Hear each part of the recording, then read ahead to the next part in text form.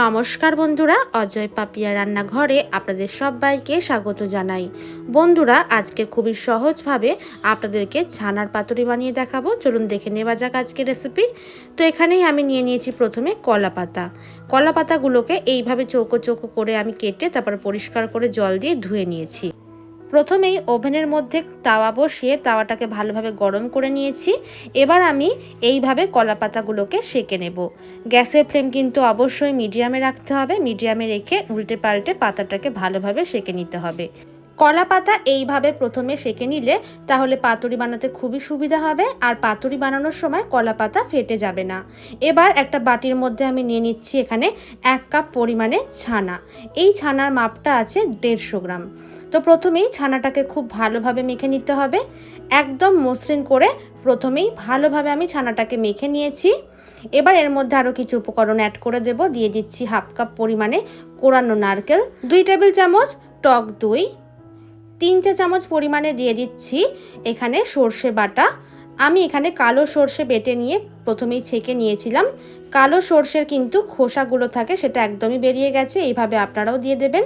1 চা চামচ চিনি দিয়ে দিলাম, আর সামান্য পরিমাণে 1/2 চা চামচেরও কম দিয়ে দিচ্ছি হলুদ গুঁড়ো, আর স্বাদ মতো দিয়ে দিচ্ছি নুন। এই সব উপকরণগুলো দেওয়ার পরে দিয়ে দিচ্ছি এখানে 3 টেবিল চামচ পরিমাণে সর্ষের তেল। এই সব উপকরণ দেওয়ার পরে আবারও আমি হাতের সাহায্যে ভালোভাবে মেখে নেব আর মিশিয়ে নেব। বন্ধুরা, ছানা মিশ্রণটাকে যত ভালোভাবে মাখাবেন ততই কিন্তু ভালো পাতুরি তৈরি হবে। তো বন্ধুরা, আমার এখানে ভালোভাবে মেখে নেওয়া হয়ে গেছে। এবার আমি পাতুরিগুলো তৈরি করে নেব। একটা সেঁকে নেওয়া কলা পাতা নিয়ে নিয়েছি, তার উপরে এইভাবে আমি ছানার মিশ্রণটা নিয়ে নিলাম পরিমাণ মতো। নেওয়ার পরে এইভাবে চামচের সাহায্যে একটু চৌকো শেপ দিয়ে দিলাম।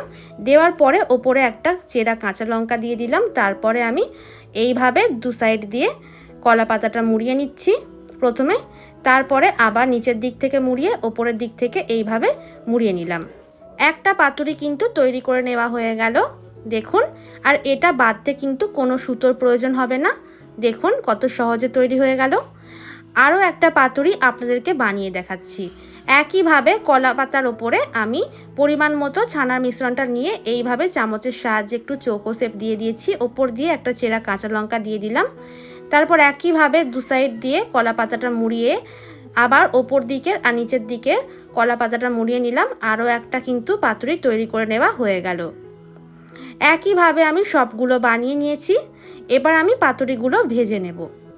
তো চলুন, ওভেনের মধ্যে ফ্রাই প্যান বসিয়ে নিয়ে ফ্রাই প্যানের মধ্যে আমি পরিমাণ মতো সাদা তেল দিয়ে দিলাম।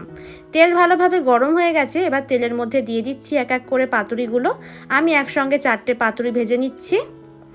ঢাকা দিয়ে আমি এক পাশটা ভাজা হতে দিয়েছিলাম 5 মিনিটের জন্য মিডিয়াম ফ্লেমে। 5 মিনিট পর ঢাকনাটা খুলে নিয়েছি।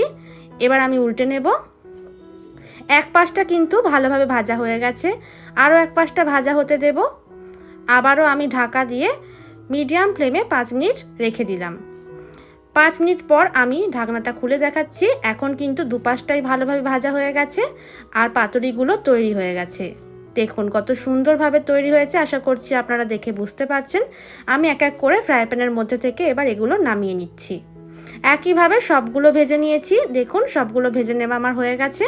এবার আমি আপনাদেরকে একটা পাতুরি খুলেও দেখাবো যে ভেতরটা কত সুন্দরভাবে তৈরি হয়েছে। পাতুরিটা খুলতে খুলতে আপনাদের কাছে ছোট্ট একটা অনুরোধ রইল বন্ধুরা, আজকের এই রেসিপিটি ভালো লাগলে লাইক, কমেন্ট, শেয়ার, আর হ্যাঁ বন্ধুরা, আমার চ্যানেলে নতুন বন্ধু হয়ে থাকলে চ্যানেলটিকে সাবস্ক্রাইব করতেও কিন্তু একদমই ভুলবেন না। দেখুন পাতুরিটা কত সুন্দরভাবে তৈরি হয়েছে। আশা করছি আপনারা দেখেই বুঝতে পারলেন বন্ধুরা। দেখতে যতটা সুন্দর হয়েছে খেতেও কিন্তু একদম অপূর্ব হয়। আপনারা অবশ্যই একবার বাড়িতে বানিয়ে দেখুন।